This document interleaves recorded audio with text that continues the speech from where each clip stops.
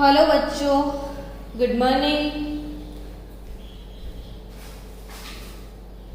आज फिर से केमिस्ट्री में एक बहुत स्वीट टॉपिक हमको कवर करना है और वो एक्सेस स्वीट है।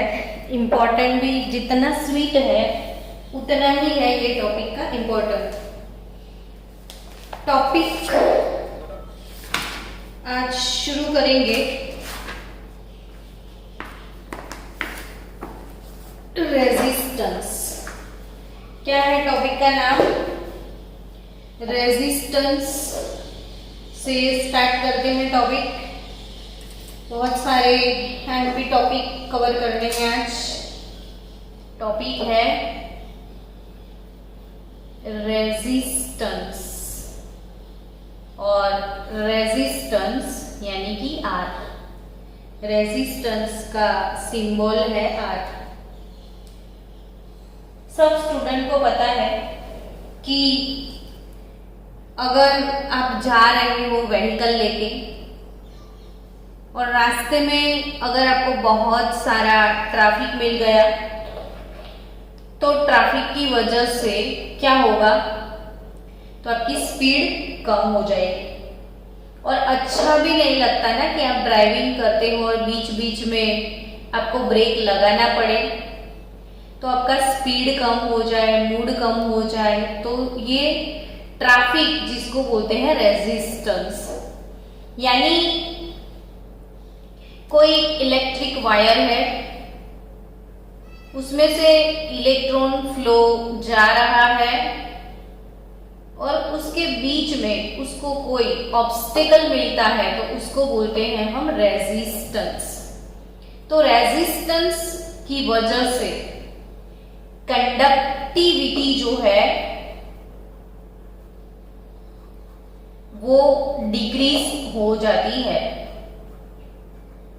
चैप्टर 3 में मैक्सिमम इंपॉर्टेंट पोर्शन जो है कॉम्पिटिटिव लेवल के लिए, तो ये जो कंडक्टिविटी का टॉपिक कल से शुरू किया है ना, वो बहुत ज्यादा इंपॉर्टेंट है। जैसे आप चैप्टर 2 सॉल्यूशन की बात करो तो सॉल्यूशन में अपने पीछे जो टॉपिक है कॉलिगेटिव प्रॉपर्टीज, तो मैक्सिमम कॉम्पिटिटिव लेवल के पेपर्स में आपको मैक्सिमम क्वेश्चन कॉलिगेटिव प्रॉपर्टीज के मिलेंगे। यानी अगर आपने चैप्टर 2 बहुत अच्छे से प्रिपेयर करना है तो आपको मास्टरी होनी चाहिए कॉलिगेटिव प्रॉपर्टीज में। और अगर आपको चैप्टर 3 में बहुत ज्यादा मास्टरी चाहिए तो इसमें मैक्सिमम इंपॉर्टेंट टॉपिक है अभी जो कल से शुरू किया। पूरा टॉपिक वीडियोस में है तो आप बार बार वीडियो रिवाइज करके देखते रहना, अच्छे से समझ में आ जाएगा। आज शुरू करते हैं रेजिस्टेंस की बात। रेजिस्टेंस यानी बीच में आने वाला कुछ ना कुछ ऑब्स्टेकल जिसकी वजह से कंडक्टिविटी डिक्रीज होता है। तो रेजिस्टेंस तो शायद आपने 10th स्टैंडर्ड से सुना ही होगा, फिजिक्स में पढ़ा भी होगा। ये रेजिस्टेंस, उसका डेफिनेशन अगर लिखना है तो क्या लिख सकते हैं कि द रेजिस्टेंस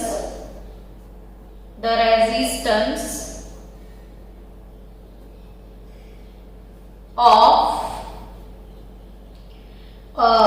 यूनिफॉर्म कंडक्टर। आप मेरे साथ नोटबुक में थियरी भी लिखते जाना। The resistance of a uniform conductor is directly proportional to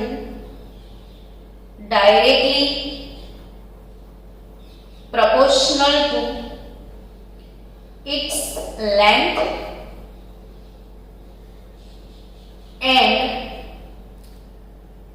inversely proportional to its area and inversely proportional to its area of cross section. यानी ये वायर है इसको यहां से क्रॉस सेक्शन लिया जाए तो ये क्रॉस सेक्शन एरिया ए पे डिपेंड करता है और उसकी लेंथ एल पे डिपेंड करेगा। तो आप बोल सकते हो are proportional to L. R is directly proportional to length. जितना रोड आपका लंबा है उतना ज्यादा आप परेशान होने वाले हो। बहुत लॉन्ग ड्राइव पे गए हो और पूरी ड्राइव पे बहुत ज्यादा ट्रैफिक है तो आपको बहुत ज्यादा रेजिस्टेंस मिलेगा। लेकिन अगर ये पाइप है समझो और अंदर से पानी का फ्लो बह रहा है तो ये बहुत छोटा सा क्रॉस सेक्शन एरिया बहुत छोटा है तो रेजिस्टेंस बहुत ज्यादा होगा। लेकिन अगर ये समझो कि पाइप बहुत बड़ा सा है, क्रॉस सेक्शन एरिया इंक्रीज हो गया तो बहुत ही फास्ट यहां से फ्लो हो सकता है, यानी रेजिस्टेंस कम हो जाएगा। तो आप ऑब्वियसली समझ सकते हो कि R proportional to its length, directly proportional to its length and inversely proportional to cross section area A। क्यों इतने स्लो जा रहे हो मैडम? तो ये इसीलिए कि स्लोली भले कंटाला आए लेकिन सुन सुन के आप पक जाओ ताकि आपको याद हो जाए सब। तो R proportional to L by A, ये चीजें बाय हार्ट हो जानी चाहिए तभी, क्योंकि एक से दूसरे में जाना है, दूसरे से तीसरे में एप्लीकेशन बहुत ज्यादा है इसकी। तो क्लियरली समझ में आ गया, रेजिस्टेंस R, ये लेंथ, ये एरिया ऑफ क्रॉस सेक्शन। अब मुझे तो प्रोपोर्शनलिटी हटाना है तो R इज इक्वल टू रो। कहीं ना कहीं जब भी प्रोपोर्शनलिटी हटाना है तो प्रोपोर्शनलिटी कांस्टेंट आपको डालना पड़ेगा। तो यहाँ पे कांस्टेंट जो डाला हुआ है उस कांस्टेंट को रो क्या बोलना है, रो। तो ये constant row where row into L over A. So बच्चों ये रो क्या है? तो प्रोपोर्शनलिटी कांस्टेंट, तो उसको क्या बोलते हो हम? तो स्पेसिफिक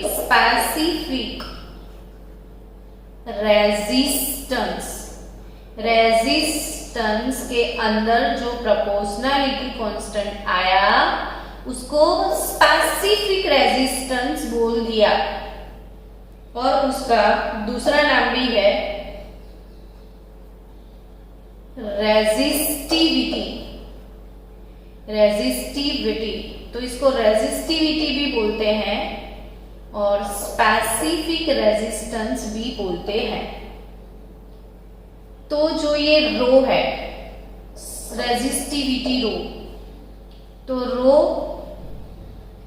क्या होगा? तो R into A over L। तो A क्या है? Area of cross section, L length, R। अब R मीन्स व्हाट? तो रेजिस्टेंस। तो अगर मुझे इसको डिफाइन करना है रो, जब भी कोई कांस्टेंट आता है ना तो हमने बाहर से डाला होता है तो उसका वैल्यू तो हमको ही कहीं से लाना पड़ेगा, किसी को भी कंपेयर करके। तो रेजिस्टिविटी का वैल्यू जब हम सम सॉल्व करेंगे, हमने रो डाला है तो रो की वैल्यू भी चाहिए फिर। तो रो की वैल्यू कैलकुलेट कैसे करेंगे? तो रो कैसे करेंगे? तो अगर ये मैंने जो भी कंडक्टर लिया है वो कंडक्टर का अगर लेंथ मैंने 1 मीटर ले लिया, लेंथ अगर मैंने 1 मीटर ले लिया, कोई मैंने कंडक्टर लिया, लेंथ उसका 1 मीटर लिया और ये जो क्रॉस सेक्शन एरिया है A वो भी 1 मीटर स्क्वायर ले लिया। तो ऐसा कंडक्टर जिसका लेंथ 1 मीटर हो, एरिया भी 1, तो 1 बाय 1 1 हो गया, तो ये 1 हो गया। तो उसका रेजिस्टेंस वही रेजिस्टिविटी हो जाएगी, यानी रो का वैल्यू हम ऐसे निकालेंगे। तो रो जो है उसकी डेफिनेशन अगर लिखनी है तो आप कैसे लिखोगे? तो डेफिनेशन रो का लिख दो कि the resistance of a conductor, the resistance of a conductor having, मैं आधा आधा लिख रही हूं, आपको समझ में आ सकता है, having 1 meter length and 1 square of unit, 1 square of unit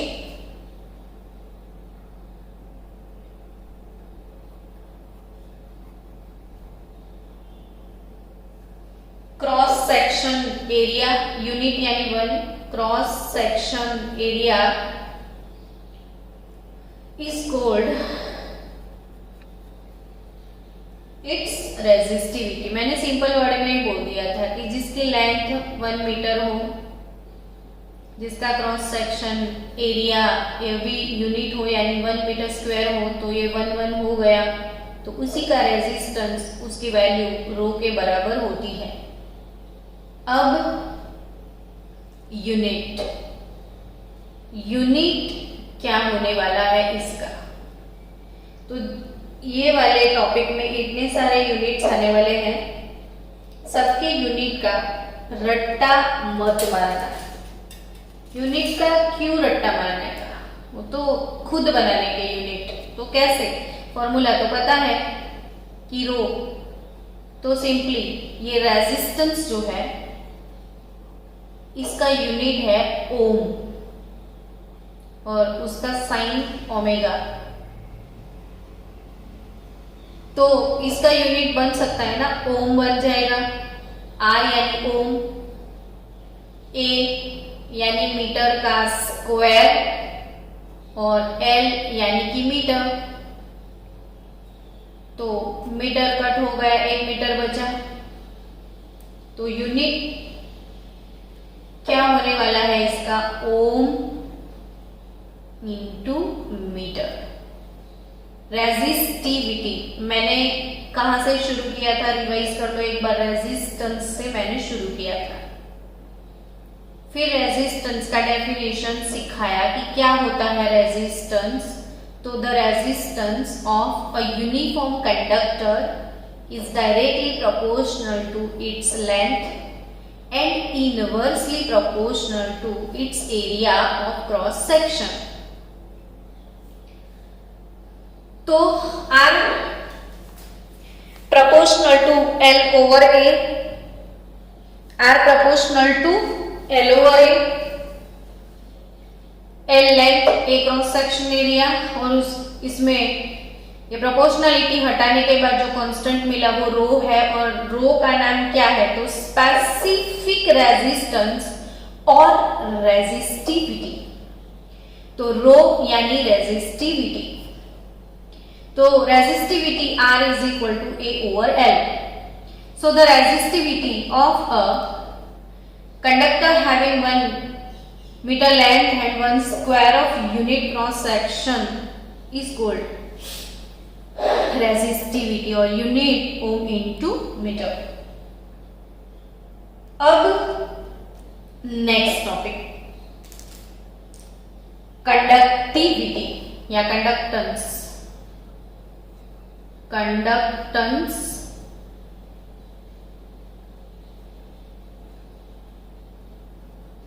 या इसको बोला जाता है conductivity.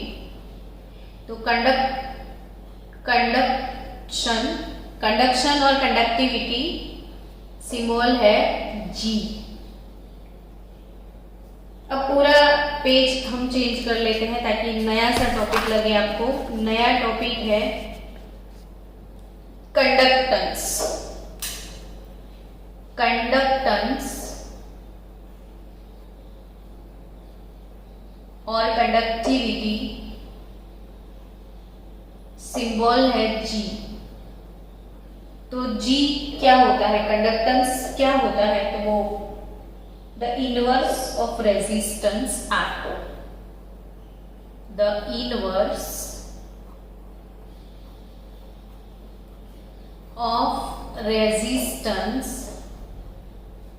R is called conductivity. यानी कि G क्या है, तो 1/R होता है। अब G 1/R, तो R तो क्या था, rho into L by A था ना, तो G 1/R यानी 1/रो हो जाएगा, L बाय A का हो जाएगा A बाय L, है ना। तो अब 1/रो ये अच्छा नहीं लग रहा है, इसके लिए कुछ नया सा कांस्टेंट डाल दिया जाए। तो इनवर्स ऑफ रेजिस्टिविटी आपको सम सॉल्व करने हैं, हर एक चीज को आपको अप्लाई करना पड़ेगा, एक एक पॉइंट को याद रखना। 1/रो यानी 1/रेजिस्टिविटी, उसके लिए नया सिंबल के यूज किया है, कप्पा। कप्पा तो के मीन्स कप्पा यहां पे, तो 1/रो यानी inverse of resistivity is kappa, तो kappa into A/L. Now what is kappa here? तो kappa means, देखो जैसे रो रेजिस्टेंस के अंदर था तो इसका नाम रखा था स्पेसिफिक रेजिस्टेंस, तो ये भी कंडक्टेंस के अंदर है तो इसका नाम रख दिया जाता है स्पेसिफिक कंडक्टेंस।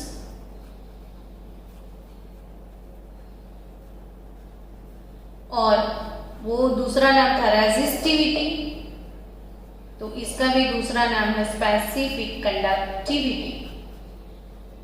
तो ये स्पेसिफिक कंडक्टिविटी जो है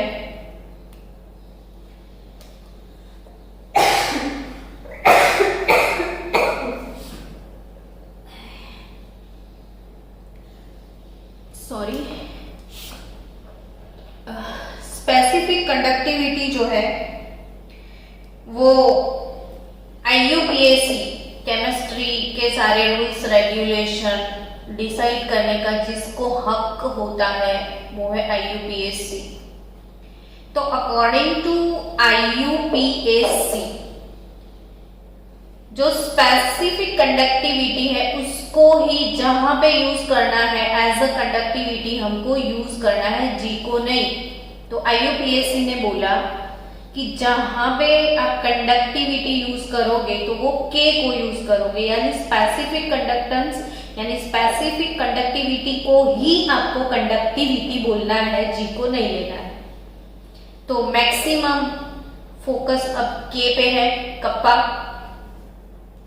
तो कप्पा का यूनिट वगैरह डिराइव करते हैं हम। तो कप्पा तो G इंटू L/A, एक एक चीजें फॉर्मूला में याद रखना, आपको सम्स डायरेक्टली यहां से सॉल्व करने पड़ेंगे, सीधा फॉर्मूला अप्लाई करने से सम्स नहीं सॉल्व कर पाओगे। एक एक चीजों को, छोटी छोटी चीजों को खुद ऐसे लेक्चर को रिवाइज करके आप खुद किसी को पढ़ाना कि देखो ऐसे ये चीजें हैं, तो ऑटोमेटिकली सारी चीजें आपकी माइंड सेट हो जाएगी। तो कप्पा यानी कि G into A/L।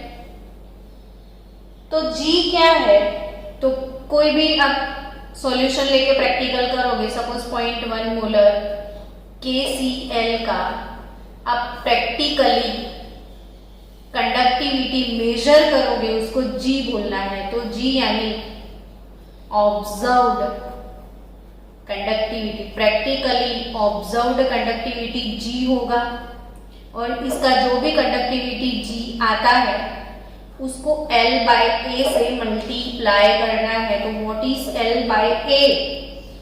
L by A पर 50-60 टाइम मन में मेमोराइज कर लेना कि L by A is the cell constant.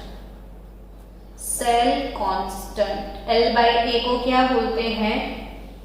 Cell constant. जो भी यहाँ पे आप जो भी डिवाइस यूज करोगे कंडक्टिविटी मेजर करने के लिए, हर एक चीज के मेजरमेंट के लिए हमारे पास डिवाइस होता है। तो आपको कंडक्टिविटी मेजर करना है तो कंडक्टोमीटर यूज किया जाता है। जैसे आप माइक्रोस्कोप में स्लाइड लगाते हो, वैसे कंडक्टोमीटर में एक सेल होगा और वही सेल में ये सॉल्यूशन आप डालोगे, वही सेल के अंदर एनोड कैथोड लगाया हुआ होगा। तो ये है कंडक्टिविटी सेल और ये कंडक्टिविटी सेल का सेल कांस्टेंट है L बाय A।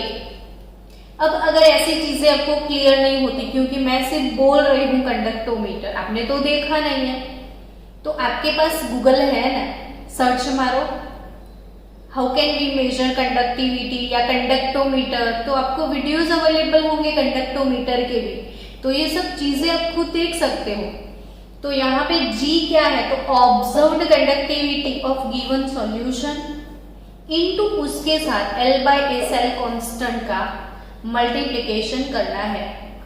और L बाय A कहाँ से लाएंगे? तो वो पहले से साइंटिस्ट लोगों ने कैलकुलेट किया हुआ है और ये कैलकुलेट करके लिटरेचर में दिया हुआ है। जैसे 2 का लॉग तो 0.3010 है पहले से रेडी, हमको थोड़ी ना कैलकुलेट करना पड़ता है। वैसे ही जो भी ये सेल कांस्टेंट का वैल्यू पर्टिकुलर कंसंट्रेशन के लिए लिटरेचर में होता है।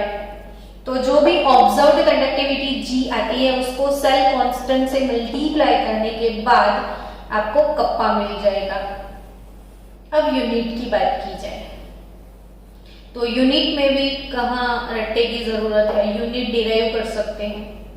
ऑब्जर्व्ड कंडक्टिविटी G, तो G होता क्या है? 1/R ना, इंटू L/A। तो चलो 1/R, तो R का यूनिट क्या है? ओम। उसका सिंबल क्या है? ओमेगा। इंटू L क्या है? तो लेंथ। लेंथ मीटर में मेजर करते हैं। एरिया A तो मीटर स्क्वायर में आता है। अब 1/ओम हो गया ना ये, तो 1/ओम यानी ओम इनवर्स हो जाएगा। और ओम इनवर्स तो ये भी इसका inverse into metre by metre square. तो गाइस ओम इनवर्स का इतना अजीब इनवर्स साइंटिस्ट लोगों ने किया है, OHM ओम, तो इसका इनवर्स इन लोगों ने MHO कर दिया। ओम कहा इनवर्स क्या कर दिया? MHO यानी मो। तो अब यूनिट बन जाएगा मो। कितना अजीब लगता है मो, अच्छा भी नहीं लगता है बोलने में, कुछ मजा नहीं है इसमें मो। और मो जो है तो फिर ये ओम इनवर्स का क्या किया पता है? ओमेगा भी उल्टा कर दिया। ये ऐसे था ना तो इसको ऐसे कर लिया और मीटर मीटर कट हो गया तो ओम पर मीटर, मो पर मीटर। तो G का यूनिट K का यूनिट क्या बन गया? K का यूनिट क्या बन गया बच्चों? मो पर मीटर। ओ बाप रे, मो बोलते बोलते इतना प्रेशर लगता है ना, और जो कोरोना वाले पेशेंट है उसको तो श्वास मतलब लेने में प्रॉब्लम हो जाए। तो ये के मो, बाप रे कौन बोले ऐसा अजीब सा। तो दूसरा एक साइंटिस्ट आया सीमेंस, तो उसने, मुझे सीमेंस बोलना भी अच्छा नहीं लगता, मैं उसको साइमन बोलती हूँ। और ये नया यूनिट मो बोलते बोलते जिसका मुंह अगर थक जाता है तो इसके लिए नया यूनिट डाल दिया साइमन, SIEMENS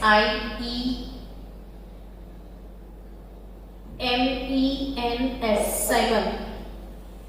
तो साइमन का S। तो अब फाइनली कप्पा का यूनिट क्या है, तो मोह यानी siemens per metre, siemens per metre. तो siemens per metre is the unit of kappa.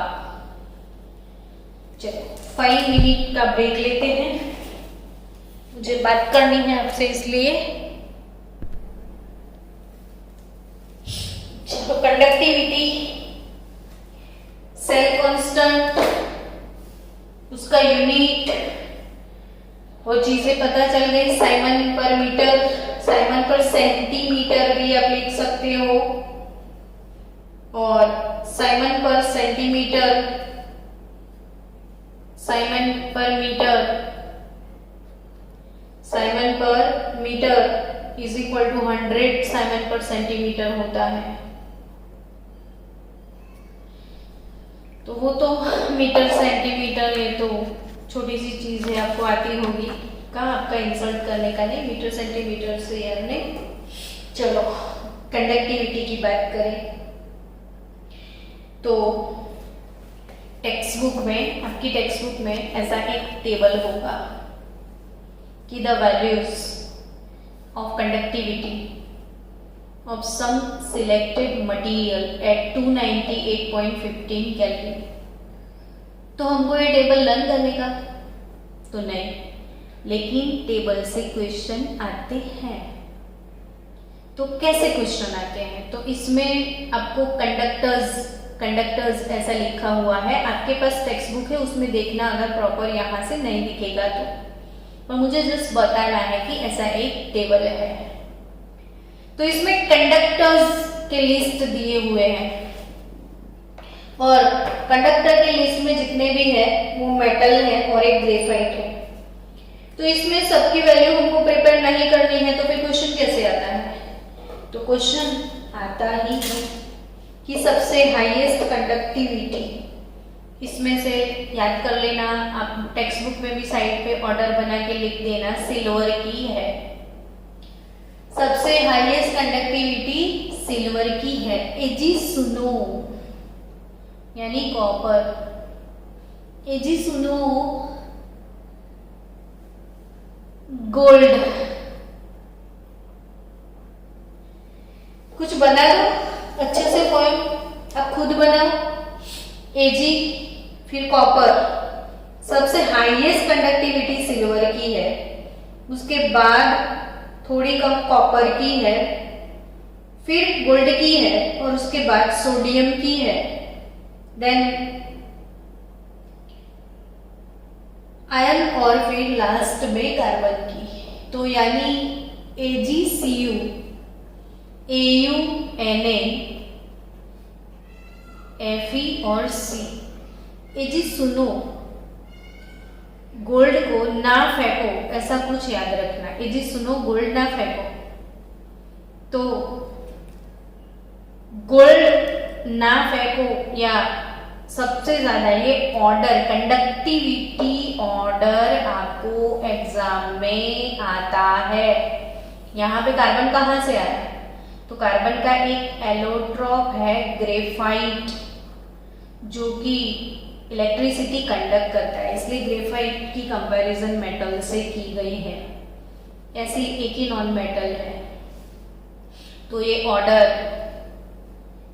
याद रखियो, है ना। हैप्पी स्टूडेंट्स हमारे। चलो फिर टेबल में से कुछ याद रखना है तो हाँ, थोड़ी बहुत चीजें मैं बता दूं। इंसुलेटर, ग्लास, टेफलॉन, प्लास्टिक, वो चीजें तो मैंने बताई थी। सेमीकंडक्टर में एग्जाम्पल याद रखना, कॉपर ऑक्साइड, सिलिकॉन, जर्मेनियम, ये सेमीकंडक्टर है। लेकिन इसमें एक नोटिस करने वाली चीज है कि HCl का कंडक्टिविटी है 0.1 मोलर HCl और 0.1 मोलर एसिटिक एसिड। चलो बच्चों, नुपुर आंसर चाहिए मुझे कि HCl और एसिटिक एसिड दोनों में से हाई कंडक्टिविटी किसकी होगी, और एक प्रॉपर मुझे रीजन भी देना कि किसकी होगी, जल्दी से। I want answer with solid reason.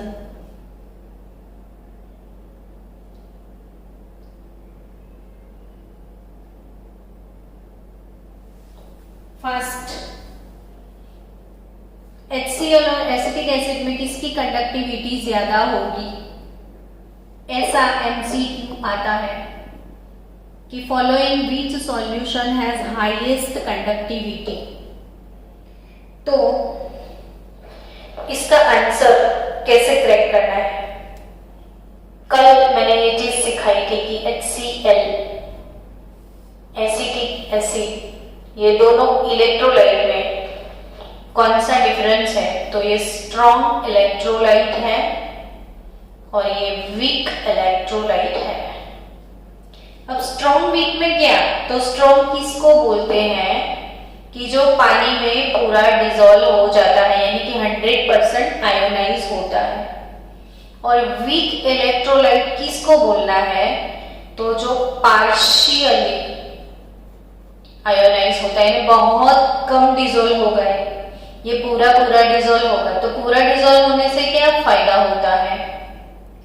तो अगर ये बहुत ज्यादा डिसॉल्व हो गया तो इसके नंबर ऑफ आयंस बहुत ज्यादा होंगे, इसमें नंबर ऑफ आयंस कम होंगे। और हमने वही चीज तो सीखी थी कि अगर सॉल्यूशन है तो सॉल्यूशंस के अंदर कंडक्टिविटी जो है वो depends upon number of ion, है ना? तो नंबर ऑफ आयन पे डिपेंड करती है। तो इसमें आयंस ज्यादा है तो ऑब्वियसली HCl की कंडक्टिविटी हाई होगा और एसिटिक एसिड का कम होगा, क्योंकि ये वीक इलेक्ट्रोलाइट है, ये स्ट्रॉन्ग इलेक्ट्रोलाइट है। तो 0.1 मोलर HCl का कंडक्टिविटी है 3.91 siemens per metre, whereas 0.1 molar acetic acid का है 0.047 साइमन पर मीटर। कंपैरिजन करो ये वैल्यू को, ये 3.91 है, ये 0.047 है, बिकॉज ये स्ट्रॉन्ग है, ये वीक है। तो एक MCQ यहां से अपने को क्रैक करना है कि जो स्ट्रॉन्ग इलेक्ट्रोलाइट होता है उसमें नंबर ऑफ आयंस ज्यादा होते हैं, so it is a very good conductor और कंडक्टिविटी ज्यादा होगी। मैंने कल आपको ये चीज सिखाई थी कि pure water is a poor conductor of electricity. क्यों?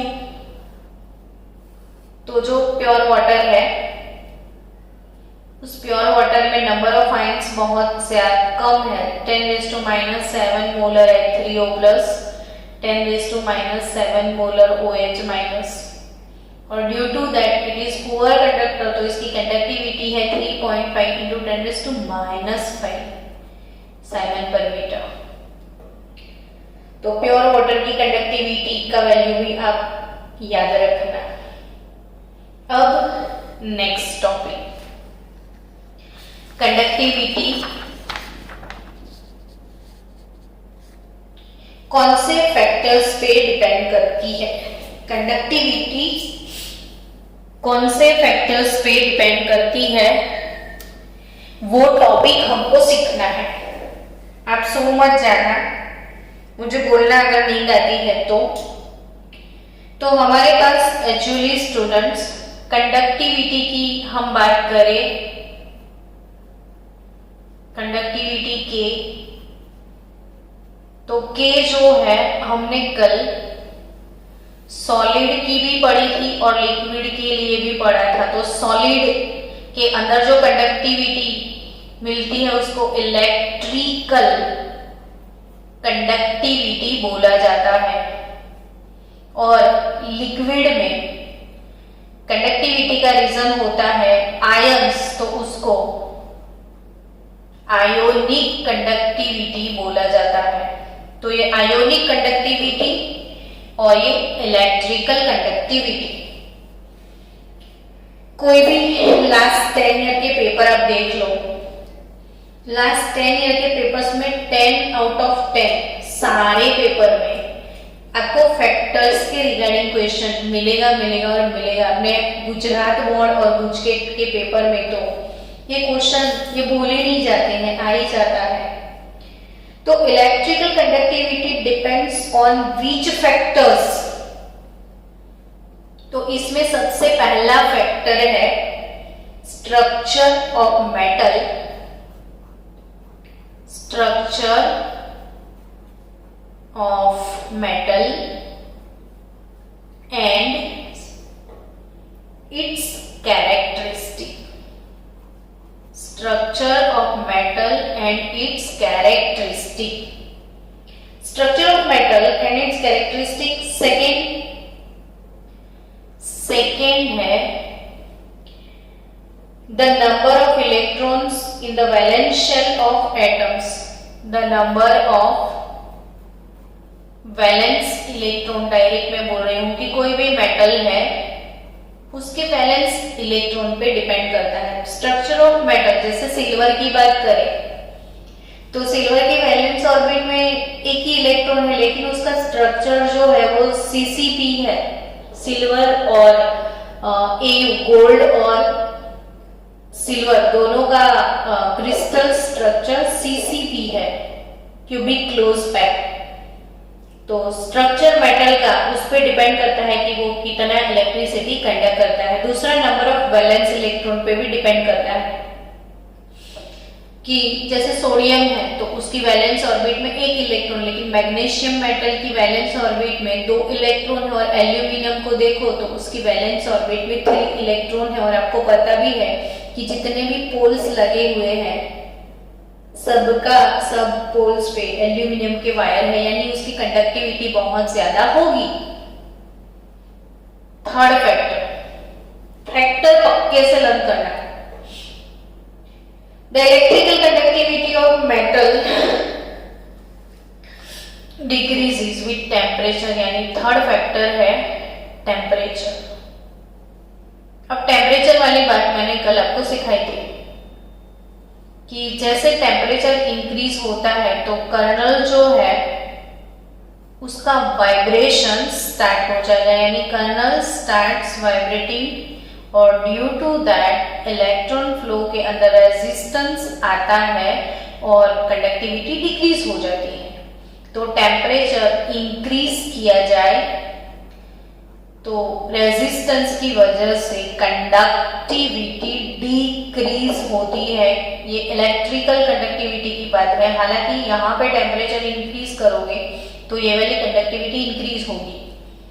सो गाइज, आपको इलेक्ट्रिकल कंडक्टिविटीज में 1, 2 और 3 सिर्फ और सिर्फ 3 फैक्टर्स याद रखने हैं। Structure of metal and it's characteristic, the number of electron in the valence shell of atom of metal, and the electrical conductivity of metal decreases with increasing temperature। लेकिन ionic conductivity की बात करें तो ionic conductivity के factors वो भी एक factor आपको बाय हार्ट होने चाहिए। आयोनिक ये इलेक्ट्रिकल कंडक्टिविटी किस वजह से है, तो फ्री इलेक्ट्रॉन की वजह से। और आयोनिक कंडक्टिविटी किस वजह से है, तो फ्री आयंस की वजह से। अब जो फ्री आयन है तो आयोनिक कंडक्टिविटी है उसका सबसे पहला factor nature of the added electrolyte. सबसे पहला फैक्टर है नेचर ऑफ इलेक्ट्रोलाइट। तो मैंने यही चीज आपको अभी एक एग्जांपल से सिखाया था कि 0.1 मोलर HCl है आपके पास और 0.1 मोलर एसिटिक एसिड अगर है तो इन दोनों में ज्यादा कंडक्टिविटी किसकी है, तो ऑब्वियसली अभी सिखाया HCl की। क्यों भाई, तो HCl एक स्ट्रॉन्ग इलेक्ट्रोलाइट है और एसिटिक एसिड वीक इलेक्ट्रोलाइट है, इसलिए। तो सबसे पहला फैक्टर समझ में आ गया कि नेचर ऑफ इलेक्ट्रोलाइट, यानी नेचर पे डिपेंड करता है। अगर वो स्ट्रॉन्ग है तो कंडक्टिविटी इंक्रीज होगा, और वीक है तो कंडक्टिविटी लेस होगा, डिक्रीज नहीं होगा, लेस होगा। सेकेंड थिंग, सेकेंड फैक्टर कौन सा है? तो सेकेंड फैक्टर है हमारे पास the size of the ions produce under hydration. Size of the ions produced and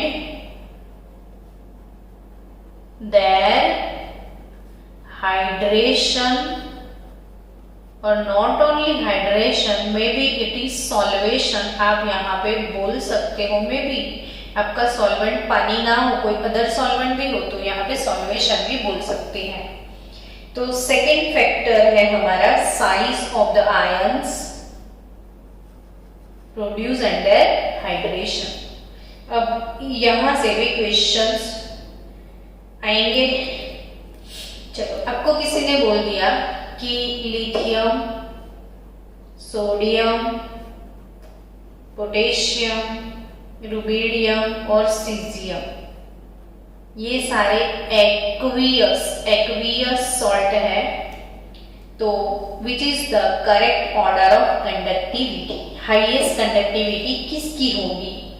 तो उस टाइम जितने हमारे ब्रिलियंट बच्चे हैं वो वैसा सोचेंगे कि लिथियम छोटा सा है, छोटे छोटे आयंस है, तो रेजिस्टेंस कम आता है। वैसे भी छोटा सा रैबिट है और बड़ा सा एलिफेंट है, तो दोनों में कंडक्टिविटी ऑब्वियसली ज्यादा रैबिट की होगी, एलिफेंट की नहीं होगी।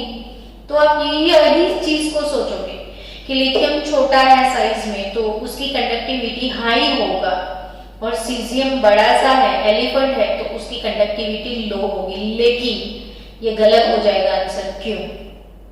कंसेप्ट आपका सही है, आंसर गलत क्यों हुआ? तो क्योंकि ये एक्वियस है। तो हमने बहुत बार पढ़ा था कि एक्वियस सॉल्ट क्या होता है। तो अगर लिथियम है उसको आप पानी में डिसॉल्व करोगे तो लिथियम के सराउंडिंग्स में ऐसे वाटर मॉलिक्यूल आ जाएंगे। हमने क्लास में कितनी बार 11th में ये चीज मैंने बताई थी आपको बोर्ड पे, अभी भी जाते जाते एक दो बार देख लो, फिर शायद लाइफ में कोई आपको ये पढ़ाए ना पढ़ाए। तो लिथियम के सराउंडिंग्स में कितने सारे वाटर मॉलिक्यूल आ जाते हैं, इसको सॉल्वेशन बोलते हैं, है ना। तो ये एक्वियस लिथियम है।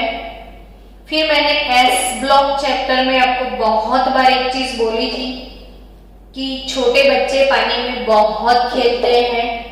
छोटे बच्चे पानी में सबसे ज्यादा खेलते हैं, यानी कि जिसका साइज बहुत छोटा है। लिथियम, मैं नन्ना सा मुन्ना सा बच्चा हूं, छोटा सा, तो मेरा हाइड्रेशन सबसे ज्यादा होगा। यानी जो छोटू सा लिथियम है उसका हाइड्रेशन मैक्सिमम होगा, यानी लेस वॉल्यूम मैक्सिमम हाइड्रेशन। जो छोटा बच्चा है उसका हाइड्रेशन मैक्सिमम है, यानी जो छोटू था वो पानी में जाके एलिफेंट हो गया, और जो बड़ा वाला था वो पानी में छोटू हो गया। यानी सबसे ज्यादा कंडक्टिविटी होगा सीजियम का। याद रखना, ये ऐसे ही ऑर्डर बहुत पूछते हैं एग्जाम में। तो यहाँ पे सबसे ज्यादा कंडक्टिविटी सीजियम का होगा। लेकिन अगर आपको एक्वियस सॉल्ट बोला है तो, बट स्मार्ट पीपल भी है जो क्वेश्चन पूछते हैं। तो which is correct order of conductivity in the molten state? अगर मोल्टन स्टेट लिखा हुआ है तो मोल्टन स्टेट यानी कि मैंने पानी में डिसॉल्व नहीं किया है, उसको हीट करके मेल्ट किया है, तब कंडक्टिविटी का ऑर्डर क्या लिखोगे? तो लीना की रब से फरियाद में छोटू भाई हमारा लिथियम है। अगर मोल्टन स्टेट बोला है तो सबसे ज्यादा कंडक्टिविटी लिथियम का होगा। उस वक्त ध्यान से देखना कि क्वेश्चन में एक्वियस है या मोल्टन है। तो ये एक इम्पोर्टेंट, ये भी यहाँ से भी एमसीक्यू बनता है, यहाँ से भी बनता है, फैक्टर्स से भी एमसीक्यू बनता है। चलो नेक्स्ट, 2 फैक्टर हुए ना, अभी तीसरा भी बाकी है मैडम। तीसरा फैक्टर है the nature of solvent and its viscosity.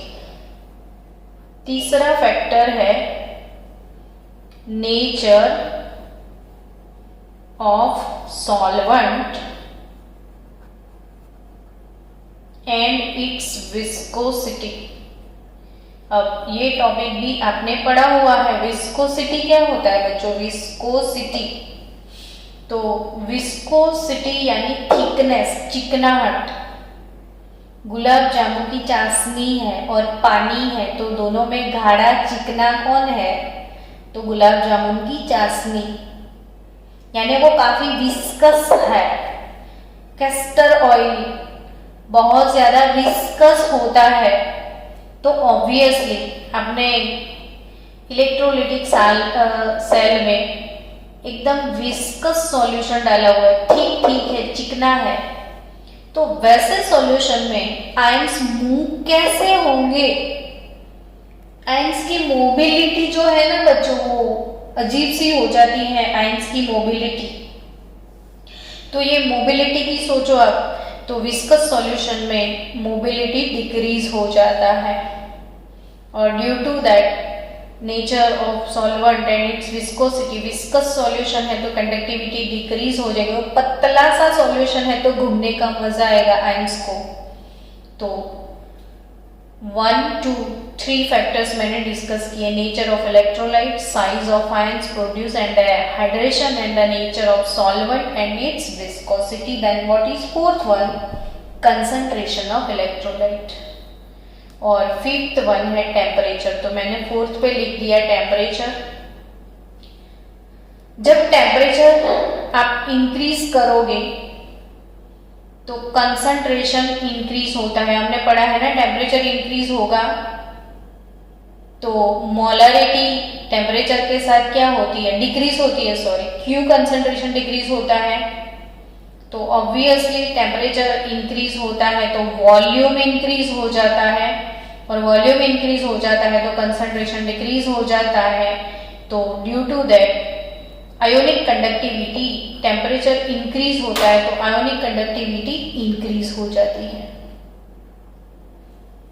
और लास्ट जो है कंसंट्रेशन ऑफ इलेक्ट्रोलाइट।